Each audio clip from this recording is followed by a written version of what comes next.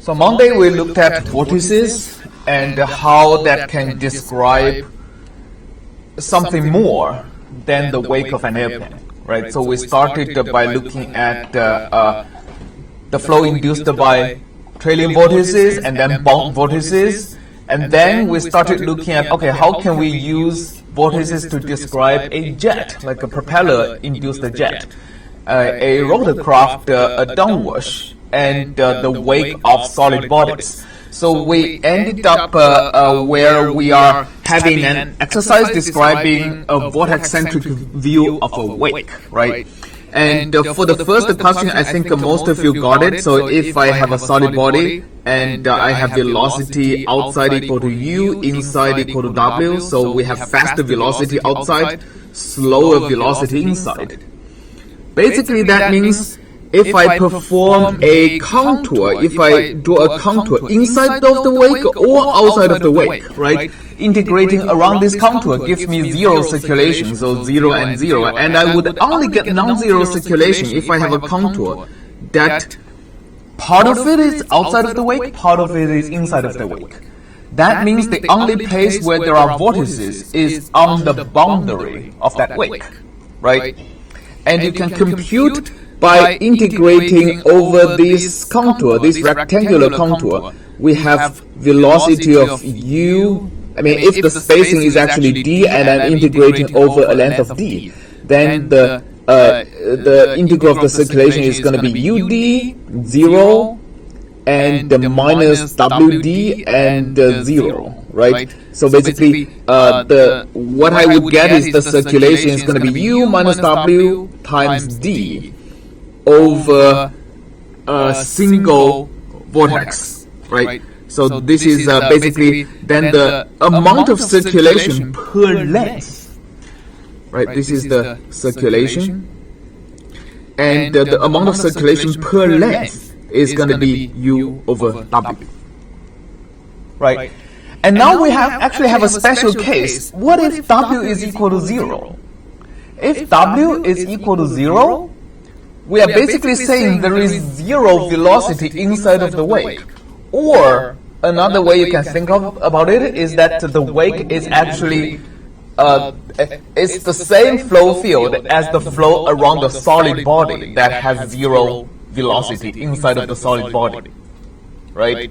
So this is basically what we are going to be doing next when we are looking at flow around the solid bodies like actual wings and airfoils.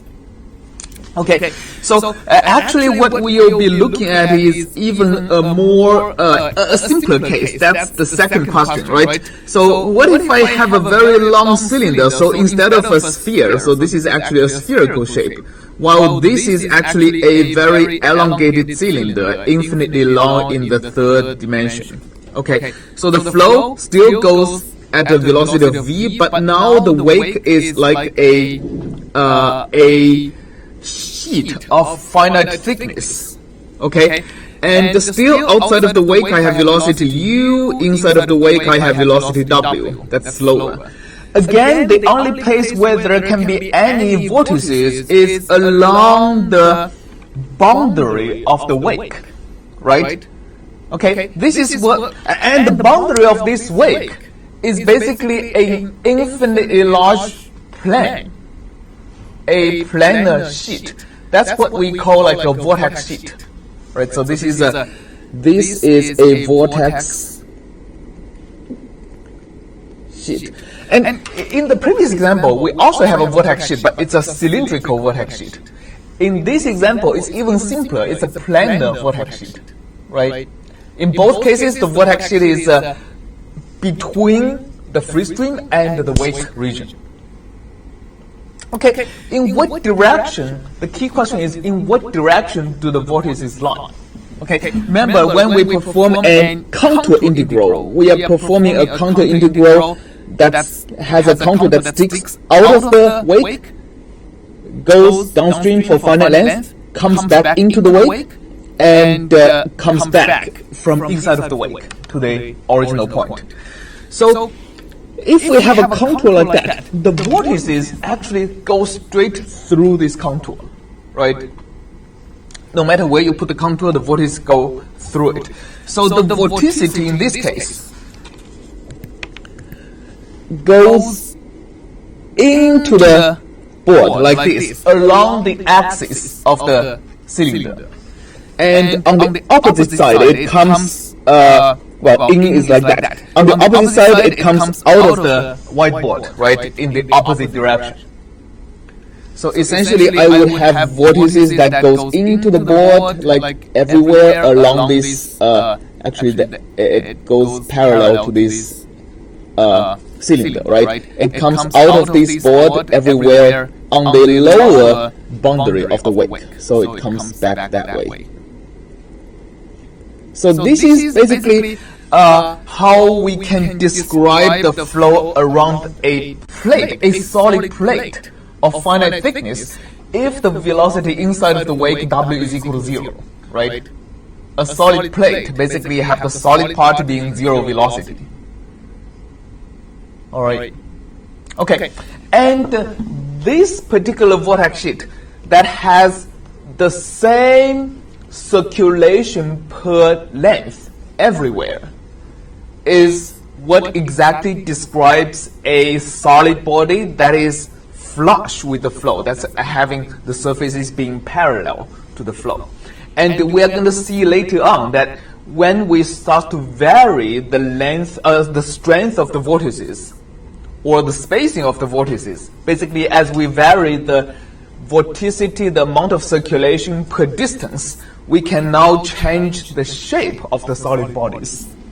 And if you look at the computer program we are going to be introducing to you on Friday, Xfoil, what it does is it solves the inverse problem, right? So basically, if you have a distribution of circulation along a solid body, you can compute what shape it represents by looking at the induced velocities, and Xfoil basically solves the inverse problem of, okay, if I know the shape of the airfoil, how can I distribute the vortices along the surface of the airfoil so that I get the flow field to conform to exactly the shape of the airfoil, and it computes things based on that.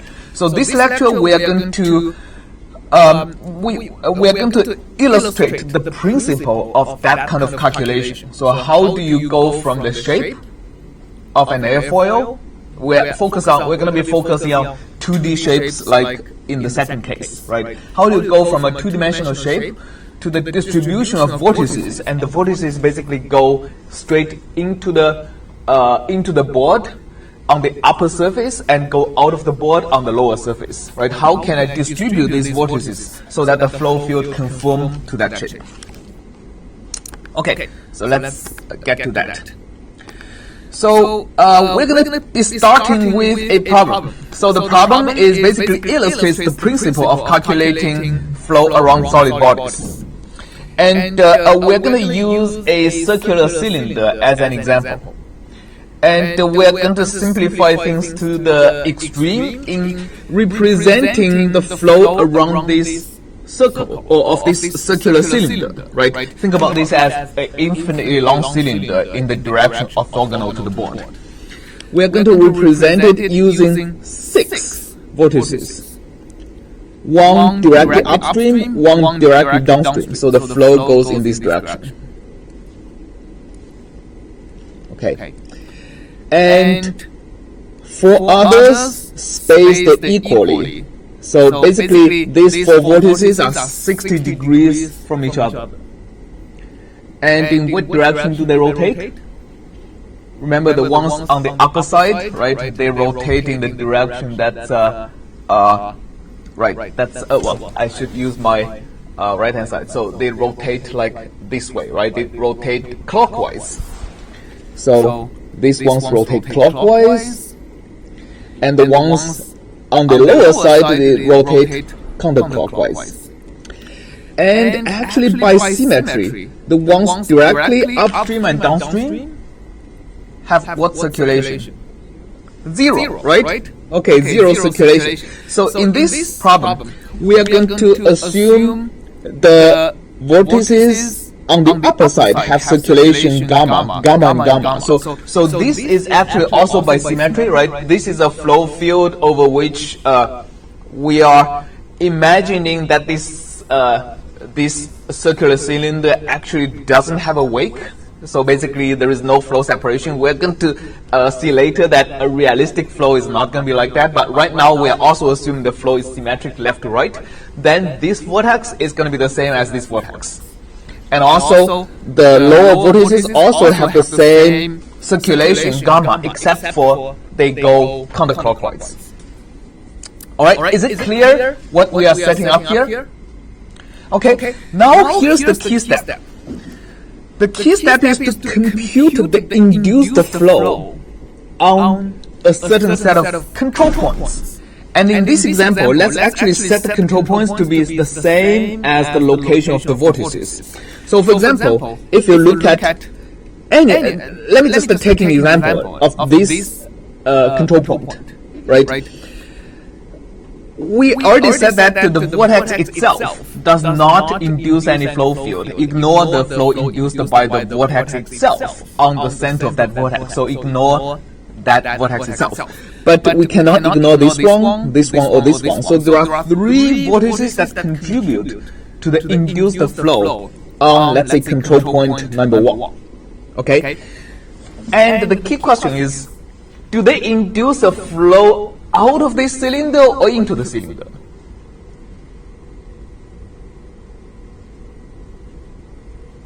Well, if you try to use your right hand on this, right, it induces outward. This one, it induces outward. And this one, because it's exactly opposite, it does not induce it only induces a velocity tangential to the cylinder, right? So the combination of these two induces a flow outward. That needs to be added with the free stream velocity of, let's say, u infinity.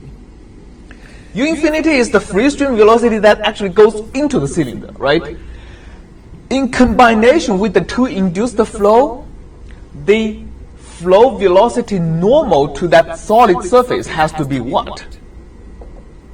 0, right? For this flow, I mean, if you look at the blue flow field, the flow field has to be tangential to the surface, right? On the surface itself.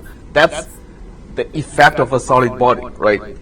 A solid body cannot have flow going into the solid body, can also not have flow going out of the solid body. So this is the condition we have to solve. And what do we use to solve this? The circulation of this vortex.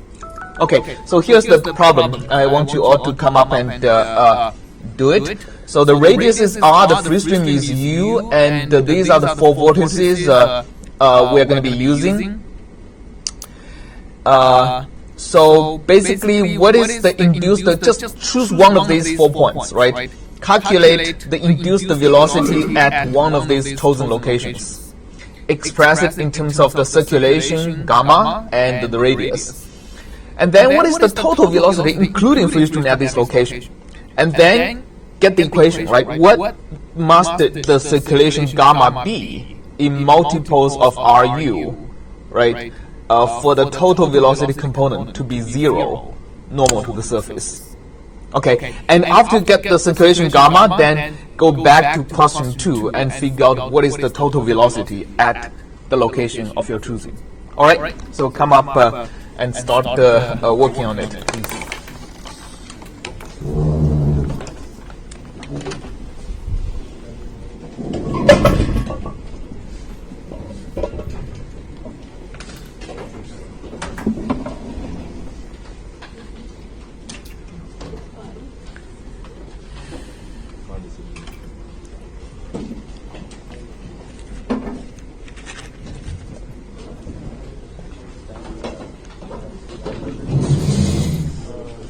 What did you say? Thank you. Thank you.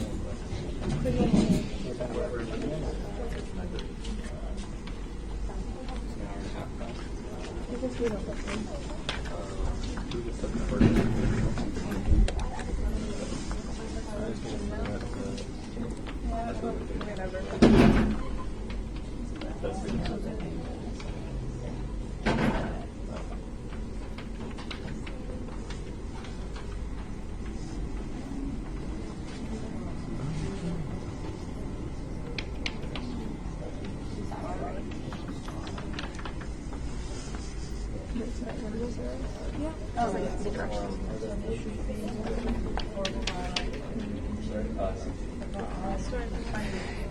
If you guys start to write 4 pi, it's actually 2 pi, right? Because we are now integrating over an infinitely long vortex, right? So if the equation with a 4 pi in the denominator would be multiplied with sine of 90 degrees minus sine of minus 90 degrees, which is a factor of 2, right? So that cancels with the 4 to get 2 pi in the denominator. Yeah, so for 2D vortices, you get 2 pi in the denominator.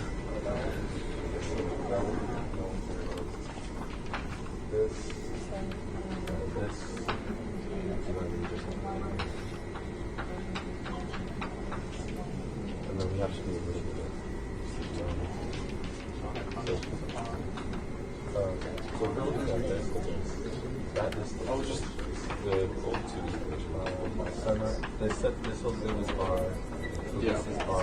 3. Yeah, you have to go. Oh yeah, this is 3.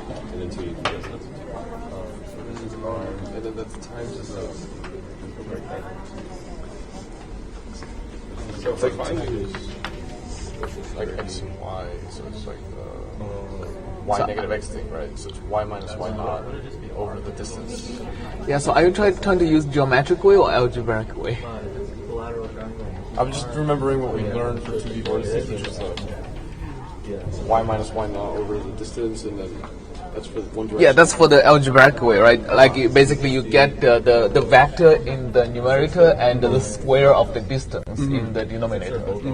Right. And the geometric way Would be just the 1 over the distance and you figure out the direction geometrically. Okay. Yeah. That makes more sense, I think. It'll be 2 instead of 4, though. Yeah. Actually, okay, that.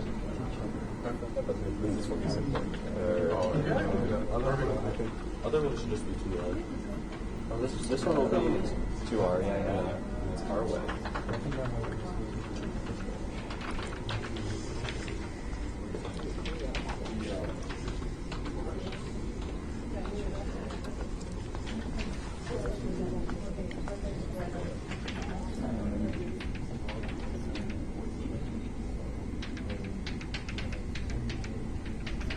So you are trying to do it geometrically, right? Yeah. So yeah, the geometric way, like it's 2 pi r, 2 pi distance, right? And then like it's gonna be a vector. You probably want to draw the vector on the graph.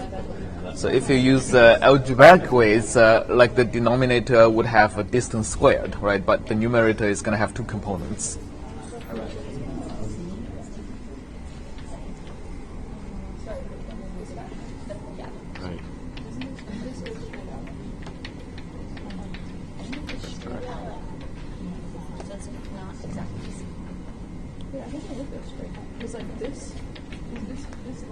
Sorry, wait, I was actually confused with what you were mentioning before. If we were just using the equation like this, we'd have gamma over 2 pi. Sorry, which Like gamma what we started. over 2 pi. Yeah, that's right. I mean, Is this that is right? the algebraic. You were- Yeah, that's correct. You were talking about, like, we would use 4 pi, but that's just for an infinite vortex? Is that No, what you for were saying? infinite vortex is over 2 pi. Oh. And that can be derived from the gamma over 4 pi times sine of 90 degrees yeah, minus right. sine of minus 90 degrees. Right. Yeah. So after the cancellation, you get 2 pi. That makes sense. Okay, perfect. Yeah. That makes sense. Okay. It would actually be easier to do it geometrically because Yeah, this that's is right. just Yeah, R, that's right. and that's 2R. Yeah. Okay. Oh, wait, what is 2r? This would be No. 2r is the diameter. I mean, 2r would be the distance of course between it this is. and this. So that's right, like because this yeah. is my bad. Yeah. That's like square root of 3r. Square root of 3R. Yeah. Oh, you are doing you are treating that as a 45 degrees. So these are actually right. When I see square root of 2, that's not right. No, but So this is 60 degrees, right? oh, So true. Yeah, so Okay. so, Sounds good. Thanks. so you should have either half or square root of 3 over 2. It shouldn't appear square root of 2. Okay. I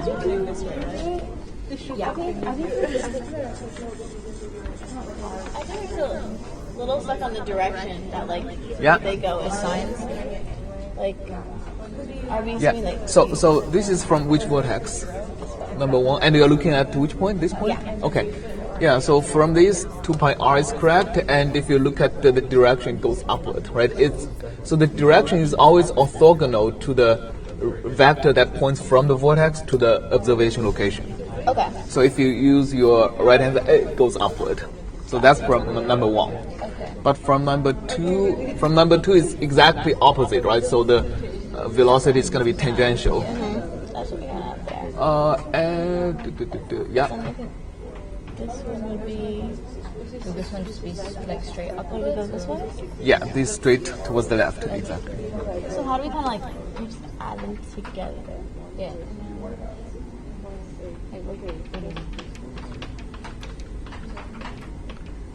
And if you figure out the angle, right, the angle is 30 degrees from horizontal. And this should be, this is the, this should be 1. And we're just supposed to add them together. Yeah, add them together. This is the,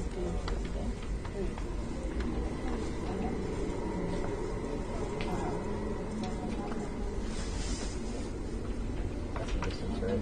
Then it would be times 2, right? Why is it times 2? From the sine of negative pi half. Oh, Chi, I have a question. Yeah. Where are people getting root 3s from? So for example, what's the distance between this and this? You have 60 degrees, right? I think you need 2. Right. So this is like twice of the height of a equilateral triangle. What is it? 2 root 3. Or it's root 3. Yeah. It's just because we're trying to do. So that's the misconception I had. I thought there was no flow in here, but we have to sort of assume that there's an impact from these Yes, vortices on yes. the other vortex. Yes. And so that's the point. Yes. So it's just like as if there was nothing here, and we just had 4 vortices Yeah, exploding yeah. in space. Yeah. But eventually we add on the additional free stream, and that Exactly. will impact what we're doing here. Yes. Okay, I got you. Was it the direction? Yeah. Is this direction? Okay, this is 2. Yes. So from Exactly. Yeah. So this.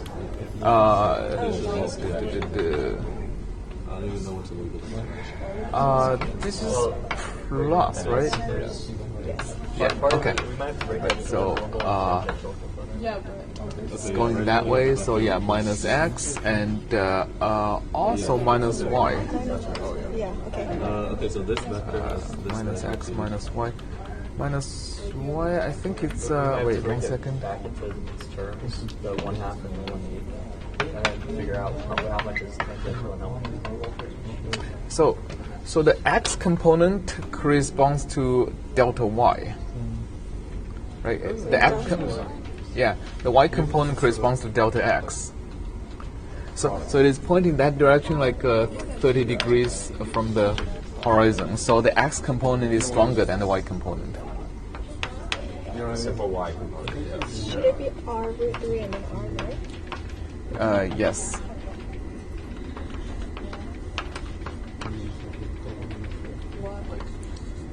Yeah, that's right. Yes. Yeah, this is good. Yeah, you can simplify it by combining this and this and this and this, right? This should be 45. Wait, Chi, I have a question. Yeah. About the direction. So, Yeah. yeah, we're using like the right hand rule to like see from here to point 2. Like it's gonna be something like that, but that seems kind of arbitrary to just say, oh, it's in the negative x direction. So which is the observation point you are picking? We're picking one. Well, then One you, is like- yeah, then you don't need to. So basically, the direction is always orthogonal to the vector that points from the vortex to the observation point. Oh, okay. So if you're looking at the effect of vortex 3, then it's orthogonal to the whole diameter, which is tangential to the. cylinder. Which is like in this direction. I see what you're saying. So this the other way. Oh yeah. Yeah. But like, Yeah. okay. Oh yeah, that's like the whole y negative x thing. Yes. We learned. Yes. Oh Yeah, yes. that's right. Okay. And then this triangle. Okay. Thank you. Yeah. That makes sense. So this is Yeah. unit vector. Yeah, that's right. Yeah. Yeah. Oh, actually, there is no square root. I mean, if you you already have r up there, right? So the algebraic formula is you have the square of the distance in the denominator, and on the numerator you have the vector but rotated 90 degrees. So this, if you look at the magnitude of the numerator, the magnitude is already the distance, right?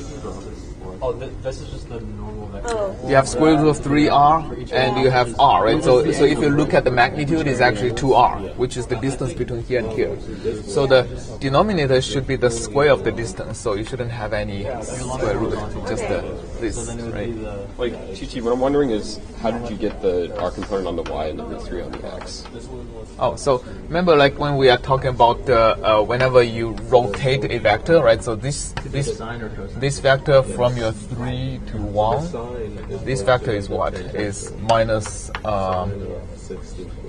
r and the plus square root of 3r, right? That's the vector. Okay. Oh yeah. This way minus r and then square root of 3r. Yeah. Okay, I see. Okay. Okay. So if you rotate that vector 190 degrees, what do you get? You copy this one to here, but put a negative sign. And then so this is this, and you copy this here, and don't put a negative sign. So that's this vector. And then now we just have one more. Because we're trying to model this vector. Yeah. We're rotating this vector by 90 Yeah, degrees. yeah. So basically, if you have a vector AB, right, it is orthogonal to the vector minus B and A. It is also orthogonal to the vector B and minus A, right? If you just use your dot product rule, you're gonna see this is orthogonal to this is orthogonal to this.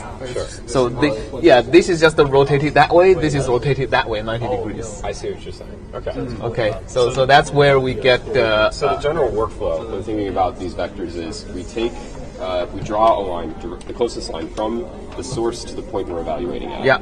And then what we do is we evaluate the tangency at that point. Yes. And then we rotate the line that we draw from the vector Yeah. to that tangency Yeah.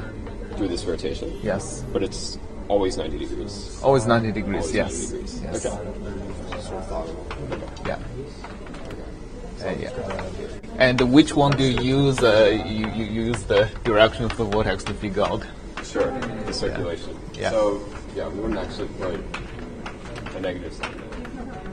We would assign it in the vector direction. Yeah. Right? Yeah. Now we can take our. Now that we have this, I think we're good with this. Can I help you over here? We're doing this one. You're doing okay. So you're looking at the effect of this one to here.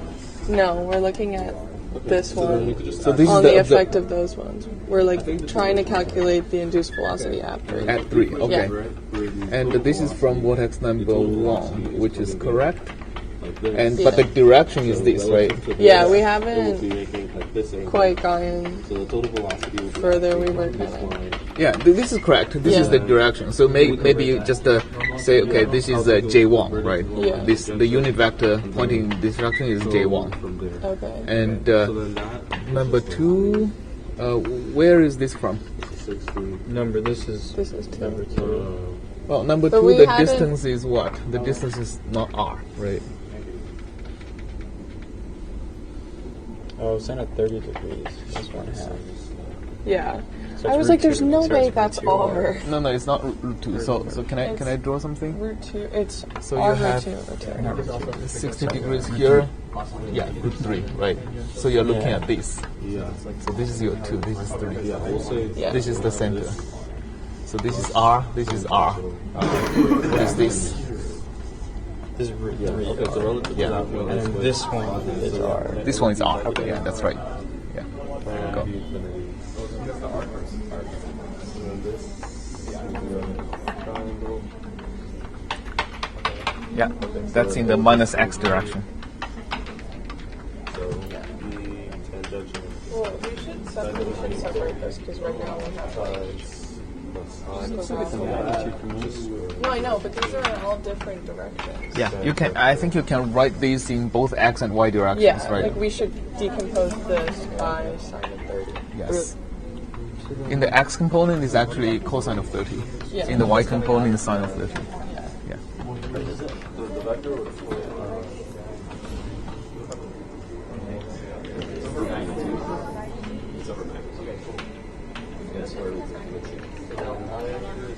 Wait. Question. Yeah. Why don't we square root this? Because wouldn't it be a unit vector? Why don't you? So again, like there is a geometric way and algebraic way. They are equivalent in the sense that if you have algebraic way, you have the square of the distance, right? And over here, you have the rotated vector. Let me don't use r, like the distance square, right? And you have like minus dx, minus dy and the plus dx, or the other way, right? Okay, so if you look at the magnitude, of this vector, what is it? Oh, it's A unit. It's 1 over the distance. Yeah, that's actually exactly 1 over distance. I see what you're saying. Okay. Yeah. So it's fine. Yeah, so it's fine. So yes. you can actually, maybe it's easier to think about this as this, right? Minus dy over d and the dx over d. So that's a unit vector. Yes, sir. Maybe that's easier to think about. That makes sense. Okay. Yeah. And then for number 2, it's basically we can conceptualize all this as a velocity, and then we're just doing the vector addition of Yes. the free stream. Yes. You just add something to the x component. The y component doesn't change. Yeah. Because it's literally just that you're adding on to the actual vector. You do all of this.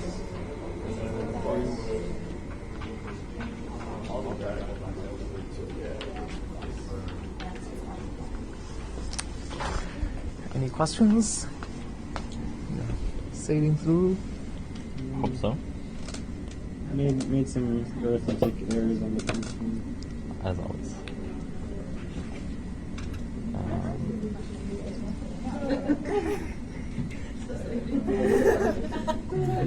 What seems reasonable?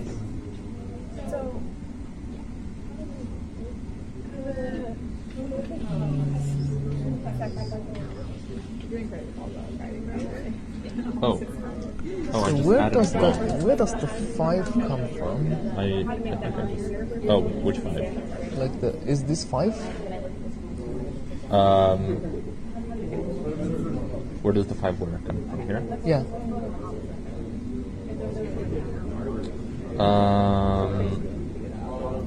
So Oh, you have 4r squared. So yeah, so the vertical distance between these two vortices are not 2r, right? 2r would be the entire diameter. oh, it's not 2r. Yeah, I don't know. I forgot to change that. That was wrong. That's negative. Yeah, that's right. That's That's right. what it is. Okay, that was fine. So instead of 4, you get 3. Right. Okay. Yeah. Okay. Sure.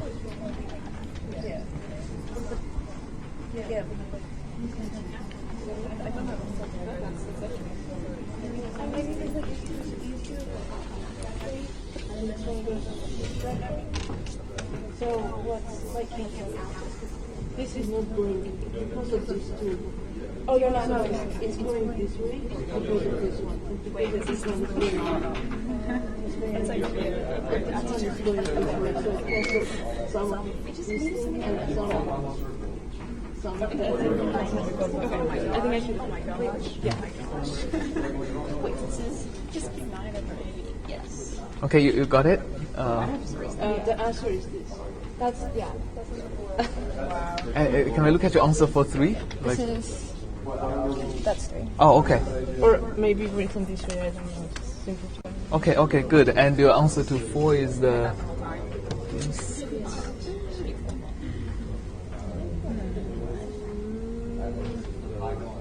This was our answer to 2. It's wrong. Okay, well, one second. Let me just simplify this. 1 it becomes 4. Minus 5, that's 1. 1 second. So okay, so 4, 5. We can calculate it.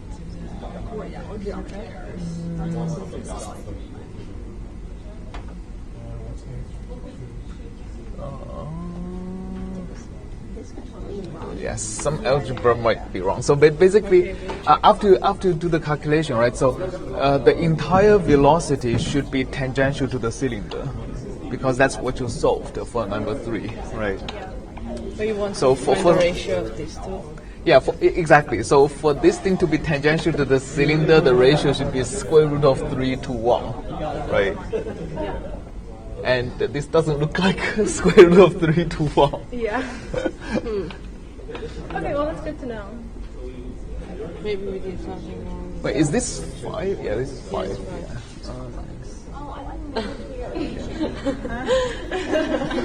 Yeah, it should be a bit simpler than this, but like I think you get the idea, right? I mean, it's just some algebra mistakes. Yeah. Awesome. Where are you now? Finished. Oh, you finished. Okay. Oh, okay. So see, they do get the ratio, right? Square root of 3 to 1. Right. Oh, that is kind of makes sense. Yeah. Oh, okay. Yeah, that velocity is tangential to the cylinder, right? Yeah. Good.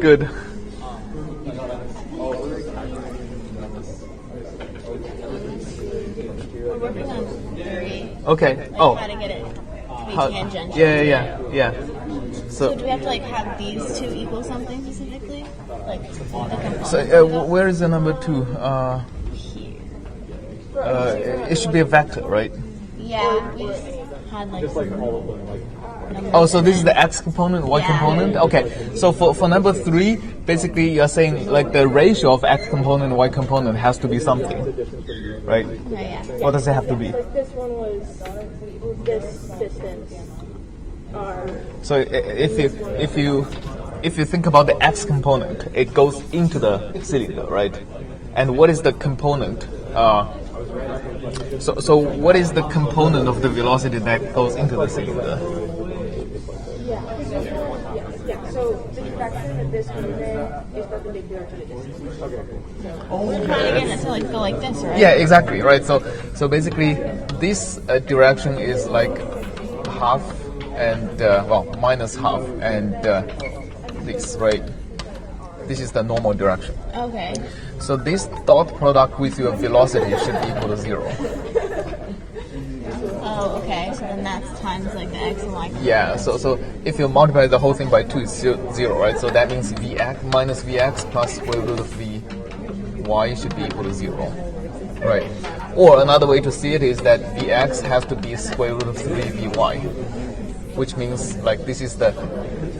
So if you get a vector that's a square root of 3 and 1, right, that goes exactly in this direction. Oh, so we're doing a ratio of 3 of the y, root 3 to 1. Yes. And then solving that. Solving that, right, you're going to get gamma, because this term doesn't contain gamma, right? Yeah. These two contains gamma. Okay. So you can solve for it. Okay. Yeah. Thank you. Yeah, sure. What we can do is drag gamma involved. Okay, so let's actually get back to our. Some of you, I see a small fraction of you finished. Most of you haven't. But let's go back and let me just. I think all of you get the idea, right? It's just that the algebra is a little bit complicated. Okay, so I'm going to walk through you the idea, and also I'm not going to be doing the algebra, but you will have to do algebra in your homework. So in the homework that you have to submit next week, you are going to be doing something a little bit different from this, but using the same principle, right? So you're going to have actually, instead of 3 vortices you have to account for, you only have to deal with 2 vortices.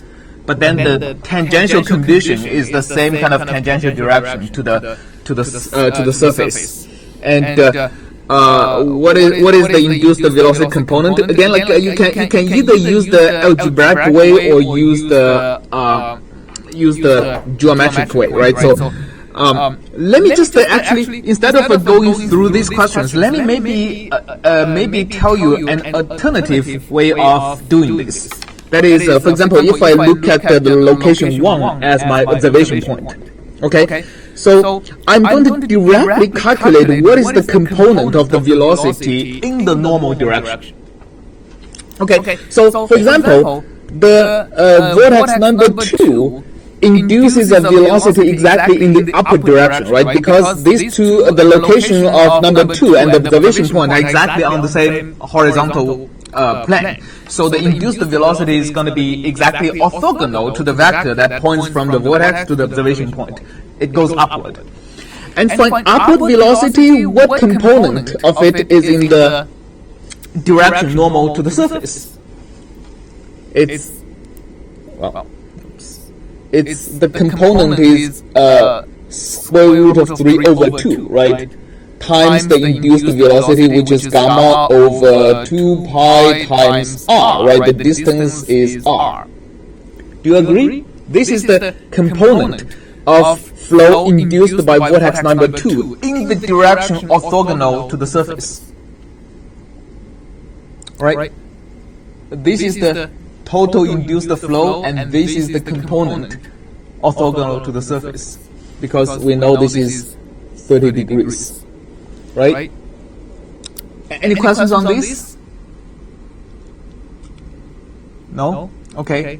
And we'll do it similar for the other vertices. So vortex number 3, the distance between them is going to be square root of 3r, right? And this vector pointing from vortex number 3 to the observation point is exactly vertical. So the induced velocity is going to be horizontal.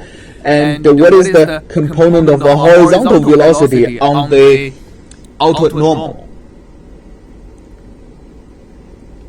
Right, it's going to be cosine of 60 degrees here, right? This is 60 degrees. So it's going to be half of gamma over 2 pi. Now the distance is square root of 3r. Alright, got it? Does it make sense where they come from?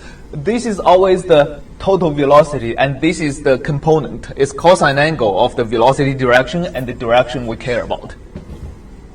Alright, in the first case is cosine of 30 degrees, right? That's the angle between the velocity and the direction we care about.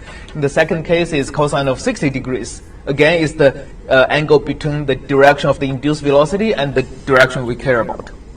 And finally, for vortex number 4, we get 0. We don't even have to calculate what is the total velocity, because the induced velocity is exactly tangential, right? It has 0 component in the direction we care about. Right? So this is the induced velocity. It goes in the direction that goes outward. And somebody tell me this has to be equal to the free stream times what? What is the fraction of the free stream that goes into the cylinder?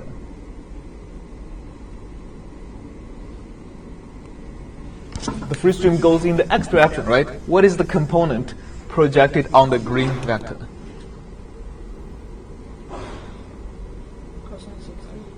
Half cosine 60, all correct, right? And the component goes in, right? So it's on the other side of the equality. This is the equation you can solve, right, to get the gamma. It's actually slightly easier than the way you are doing. Sorry for that. Okay, so you can collect the terms, and I'll just have 2 pi gamma to be 2 pi gamma over r to be common, right? And the first we get this, the second we get this, right? That's equal to half of u infinity.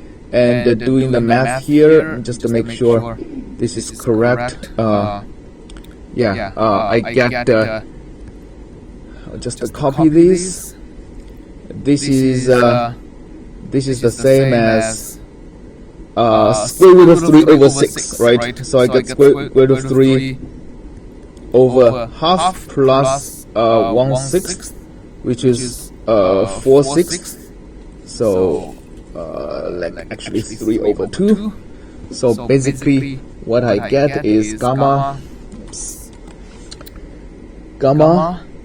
is equal to u infinity times pi times r times the 2 cancels out, the pi is multiplied, just the reciprocal of this guy, right? Which is going to be, is that right? Oh, let me separate this.